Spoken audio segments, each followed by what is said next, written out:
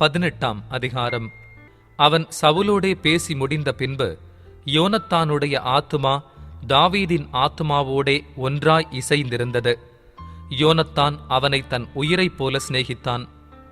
சவுல் அவனை அவன் தகப்பன் வீட்டுக்கு திரும்பி போக ஒட்டாமல் அன்று முதல் தன்னிடத்தில் வைத்துக் கொண்டான். யோனத்தான் தாவீதை தன் ஆத்துமாவைப் போல சிநேகித்ததினால் அவனும் இவனும் உடன்படிக்கை பண்ணிக்கொண்டார்கள். யோனத்தான் போர்த்துக் கொண்டிருந்த சால்வையை கழற்றி அதையும் தன் வஸ்திரத்தையும் தன் பட்டயத்தையும் தன் வில்லையும் தன் கச்சையையும் கூட தாவீதுக்கு கொடுத்தான். தாவீது சவுல் தன்னை அனுப்புகிற எவ்விடத்திற்கும் போய் புத்தியாய் காரியத்தை நடப்பித்ததினால் சவுல் அவனை யுத்த மனுஷரின் மேல் அதிகாரியாக்கினான். அவன் எல்லா ஜனத்தின் கண்களுக்கும் சவுலுடைய ஊழியக்காரரின் கண்களுக்கும் கூட பிரியமாயிருந்தான்.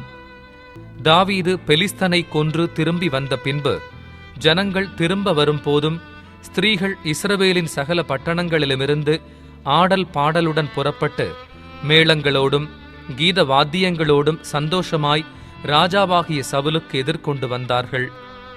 அந்த ஸ்திரீகள் ஆடிப்பாடுகையில் சவுல் கொன்றது 1000, தாவீது கொன்றது 10000 என்று முறைமுறையாக பாடினார்கள். அந்த வார்த்தை சவுலுக்கு விசனமாயிருந்தது.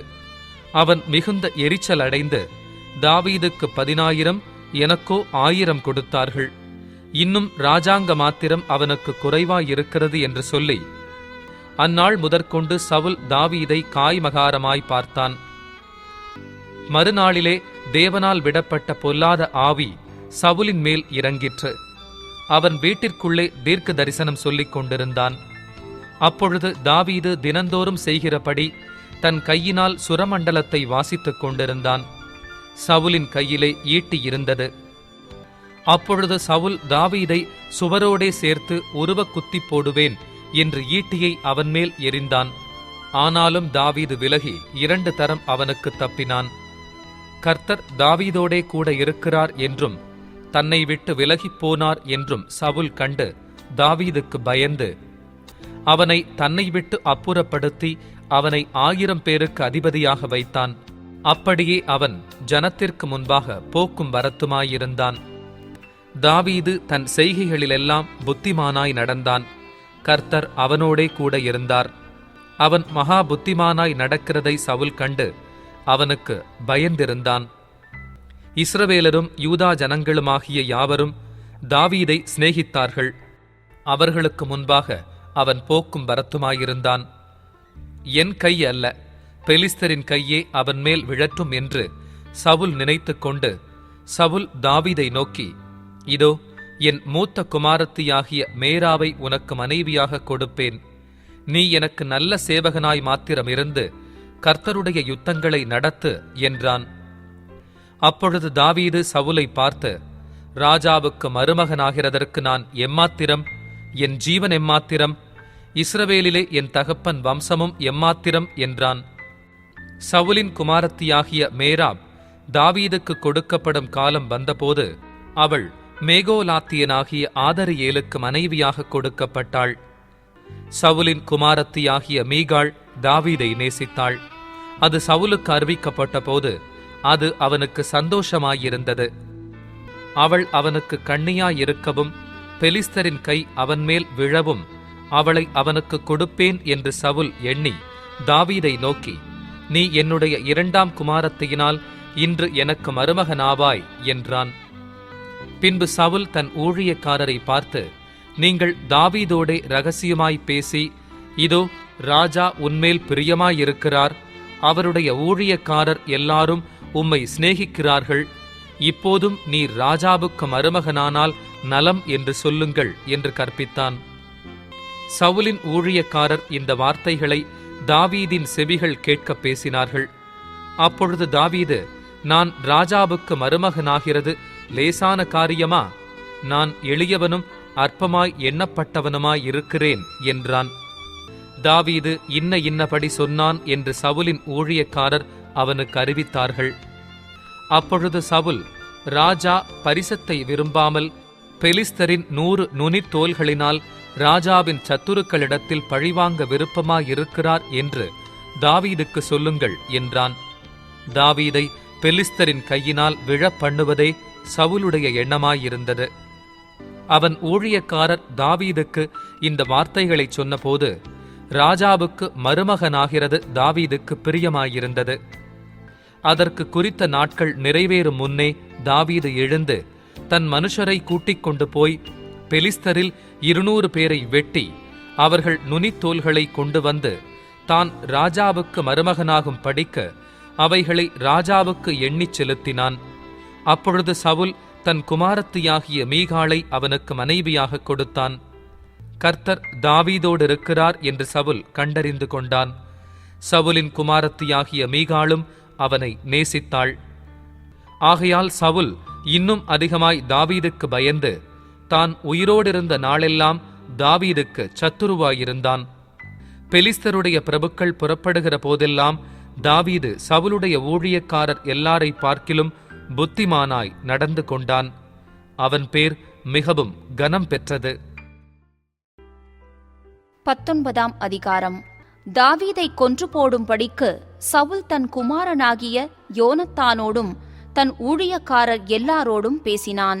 சவுலின் குமாரனாகிய யோனத்தானோ தாவீதின் மேல் மிகவும் பிரியமாயிருந்தான். அதனால் யோனத்தான் தாவீதுக்கு அதை அறிவித்து, என் தகப்பனாகிய சவுல் உம்மை கொன்று போட வகை தேடுகிறார். இப்போதும் நாளை காலமே நீர் எச்சரிக்கையாயிருந்து மறைவான இடத்தில் ஒளித்துக் கொண்டிரும். நான் புறப்பட்டு வந்து நீர் வெளியிலிருக்கும் இடத்தில் என் தகப்பன் பக்கத்திலே நின்று உமக்காக என் தகப்பனோடே பேசி நடக்கும் காரியத்தைக் கண்டு உமக்கு அறிவிப்பேன் என்றான்.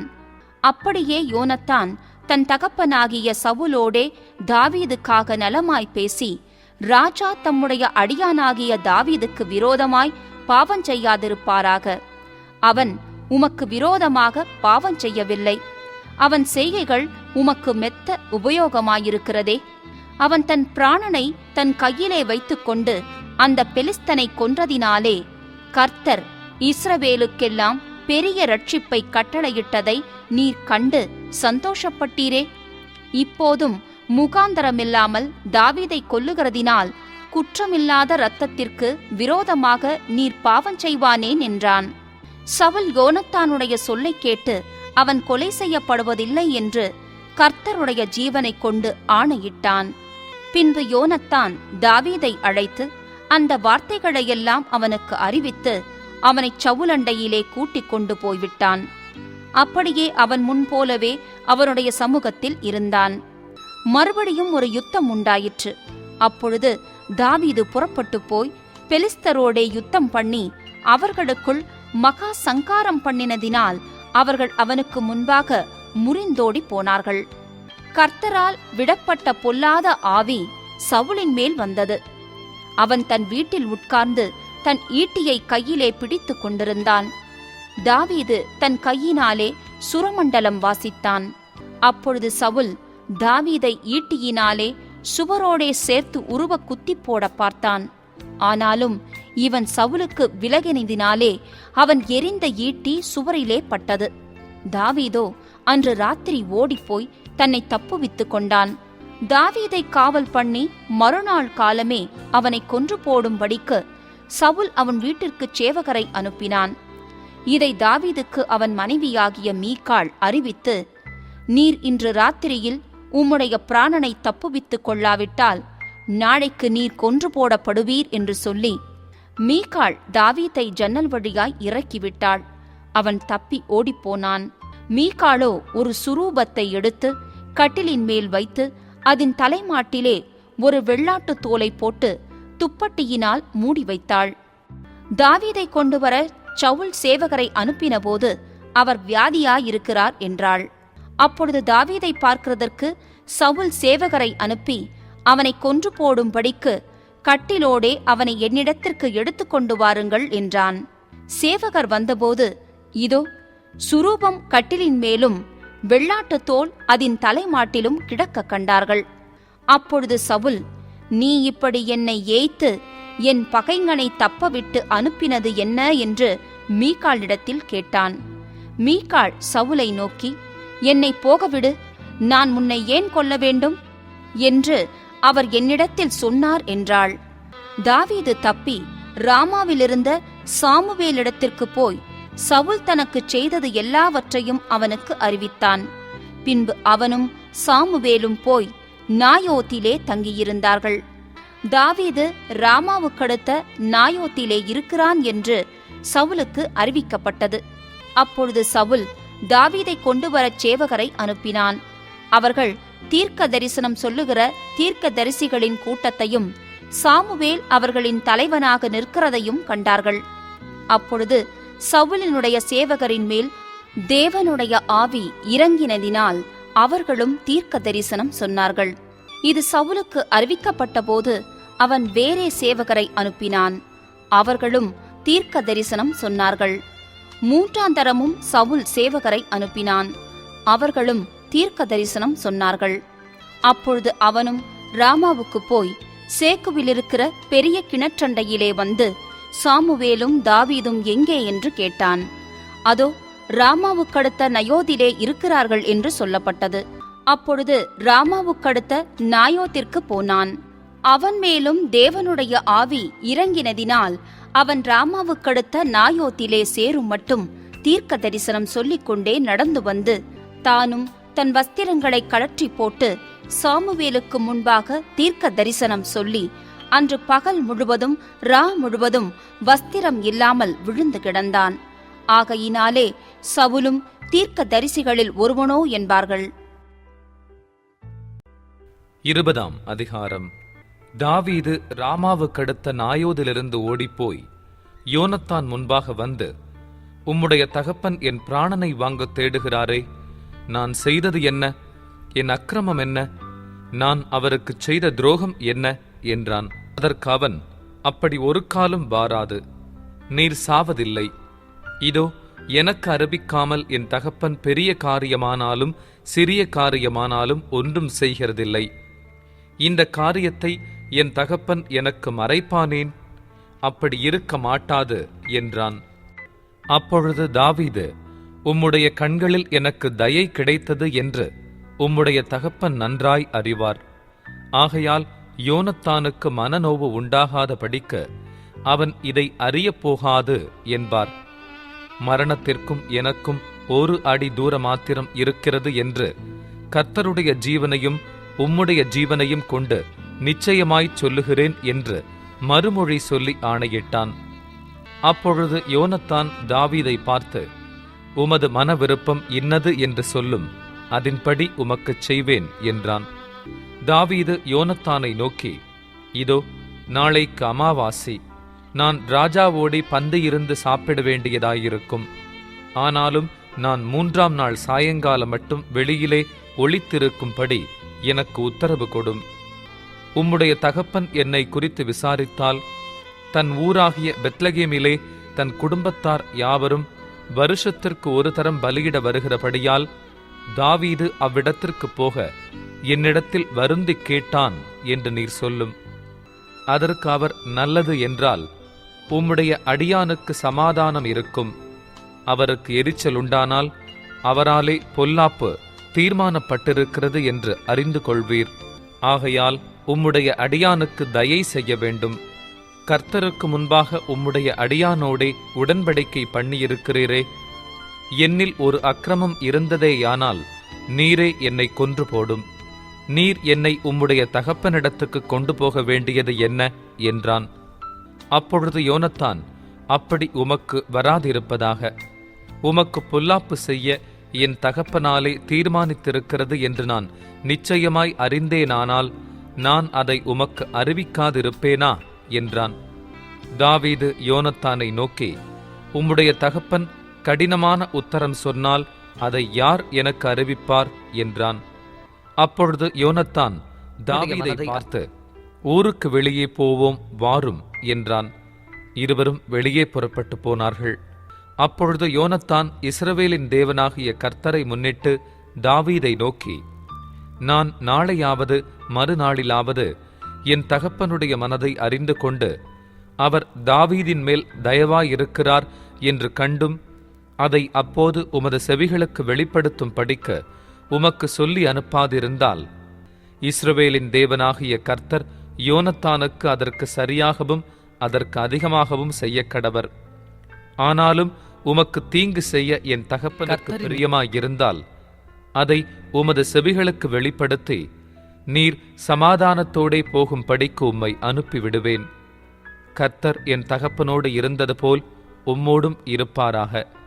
மேலும் நான் உயிரோடு இருக்கையில் நான் சாகாதபடிக்க நீர் கர்த்தரின் நிமித்தமாய் எனக்கு தயை செய்ய வேண்டியதும் அல்லாமல் கர்த்தர் தாவீதின் சத்துருக்களாகிய ஒவ்வொருவரையும் பூமியின் மேல் இராதபடிக்க வேரறுக்கும் போதும் நீர் என்றைக்கும் உமது தயவை என் வீட்டை விட்டு அகற்றி விடாமலும் இருக்க வேண்டும் என்றான்.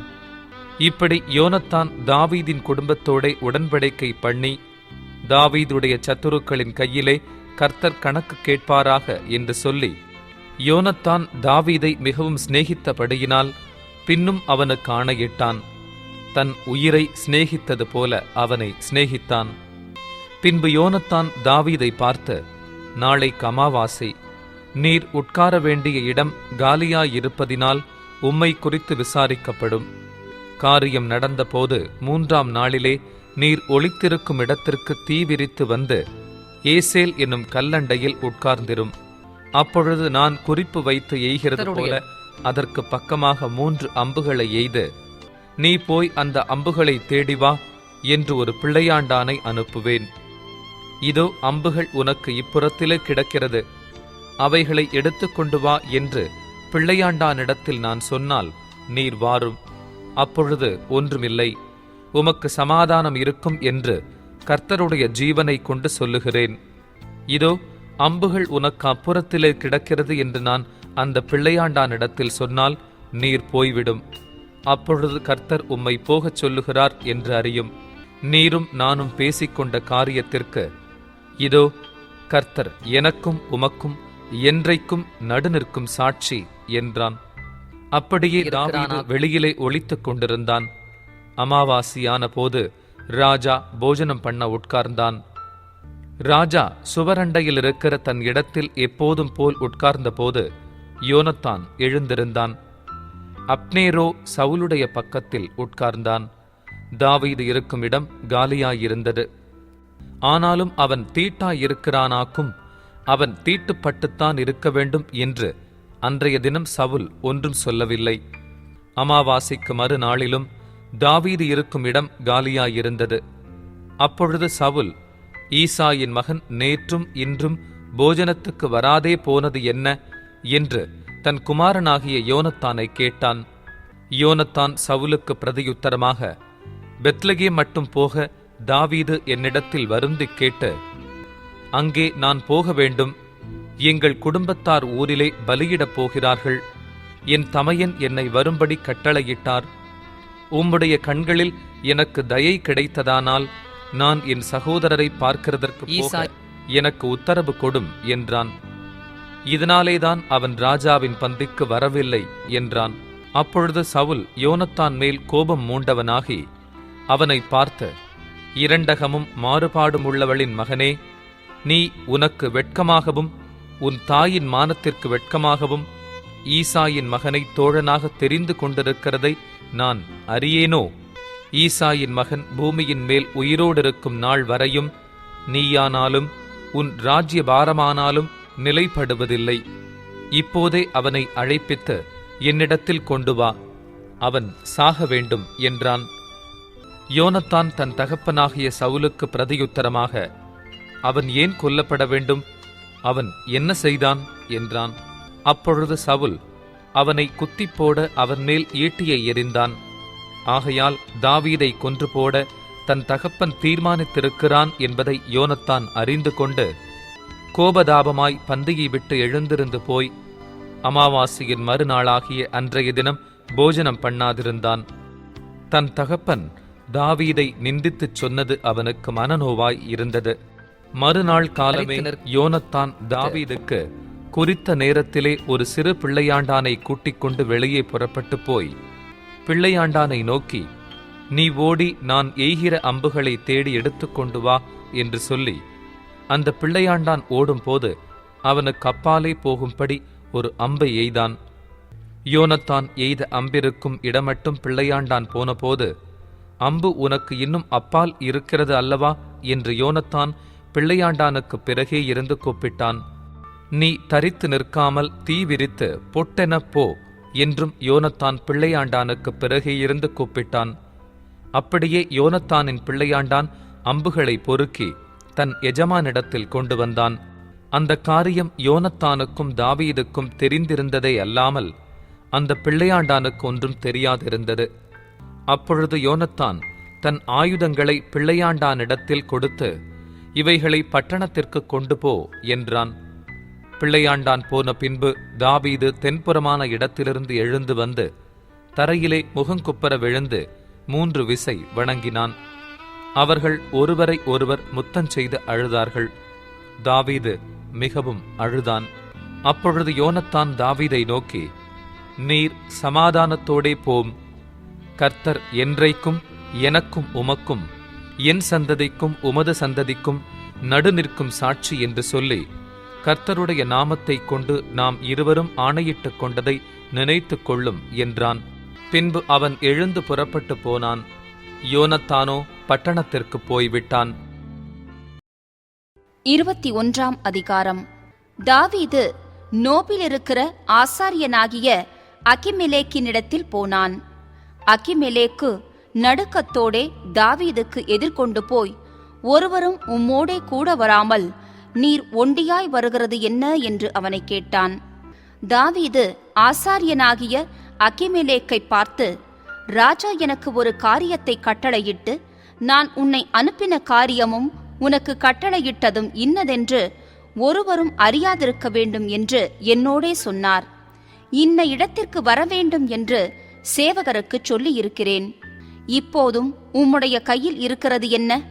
5 அப்பமாகிலும் என்னவாகிலும் இருக்கிறதை என் கையிலே கொடும் என்றான். ஆசாரியன் தாவீதுக்கு பிரதியுத்தரமாக, பரிசுத்த அப்பம் இருக்கிறதே ஒழிய சாதாரண அப்பம் என் கையில் இல்லை. வாலிபர் ஸ்திரீகளோடே மாத்திரம் சேராதிருந்தால் கொடுப்பேன் என்றான். தாவீது ஆசாரியனுக்கு பிரதியுத்தரமாக, நான் புறப்படுகிறதற்கு முன் நேற்றும் முந்தா நாளும் ஸ்திரீகள் எங்களுக்கு விலக்கமாயிருந்தார்கள். வாலிபருடைய அசம்பிகளும் சுத்தமாயிருக்கிறது. இன்றைய தினம் வேறே அப்பம் பாத்திரத்தில் பிரதிஷ்டை பண்ணப்பட்டதினால் இது சாதாரணமாயிற்றே என்றான்.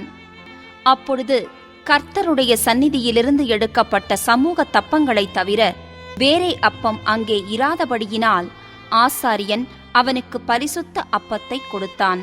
அவைகள் எடுக்கப்படுகிற நாளிலே அதற்கு பதிலாக சூடான அப்பம் வைக்கப்படும். சவுலுடைய வேலைக்காரரில் ஏதோமியனாகிய தோவேக்கு என்னும் பேருள்ள ஒருவன் அன்றைய தினம் அங்கே கர்த்தருடைய சந்நிதியில் தடைப்பட்டிருந்தான்.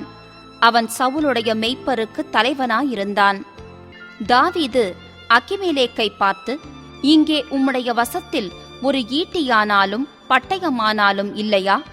ராஜாவின் காரியம் அவசரமானபடியினால் என் பட்டயத்தையாகிலும் என் ஆயுதங்களையாகிலும் நான் எடுத்துக்கொண்டு வரவில்லை என்றான். அதற்கு ஆசாரியன், நீர் ஏலே பள்ளத்தாக்கிலே கொன்ற பெலிஸ்தனாகிய கோலியாத்தின் பட்டயம் இதோ ஏபோத்துக்கு பின்னாக ஒரு புடவையிலே சுருட்டி வைத்திருக்கிறது. அதை நீர் எடுக்க மனதானால் எடுத்துக்கொண்டு போம். அதுவே அல்லாமல் வேறொன்றும் இங்கே இல்லை என்றான்.